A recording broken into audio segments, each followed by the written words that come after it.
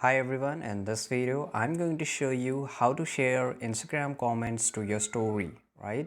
It is very easy to do it. I will just share you the few instruction and you can just do it in few seconds.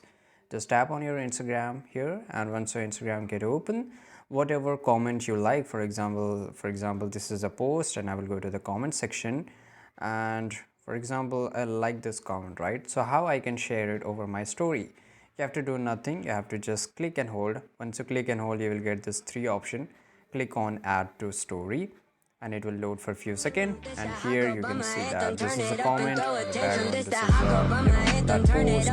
If it is a normal video, if it is a photo, then it will show here a photo, right? And this is, you can just tweak some changes, whatever, add your creativity, and that's it, right? Then if I just tap on it, then it will be my story for now. So for example, let's say I just tap on it, your story, and if I just scroll and refresh it out, if I just tap on my story, you can say it's getting posting here, right?